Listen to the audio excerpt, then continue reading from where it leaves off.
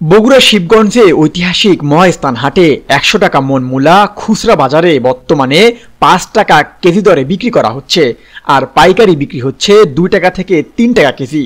এদিকে মূলার দাম কমে যাওয়ায় ভিআইপি কাঁচামাল ব্যবসায়ীরা তাদের দোকানে মূলা বিক্রি করছে না, আর গ্রামের মানুষ মূলা খাওয়াচ্ছেন গরু ছাগলকে।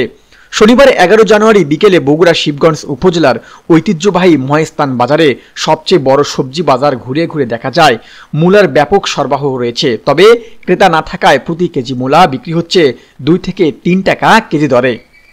ভাই ১০০ টাকা মন মূলা নিচ্ছে, অথচ মামলা দিবে যাচ্ছে কেটিএস কোম্পানির লোক, এত মোটা মূলা করা হলে ভাই, কিন্তু খাচ্ছে না, যে সেটা তো বুঝিচ্ছে না। ওরা বীজের দাম কিন্তু কম নেই ভাই, এই মূলায় কিন্তু এক সময় ১৮০০-১৯০০ টাকা মন কিনা বেচা আছে ভাই, এখন লিচ্ছে না, অথচ মূলার আমদানিও কম, কিন্তু খাচ্ছে না ভাই। ১০,০০০ টাকা খরচ হয়েছে ভাই, মরে গেছি ভাই, আমরা মরে গেছি ভাই, বাঁচা না বাজার শেষ, একার করা হবে না ভাই, এলে শেষ।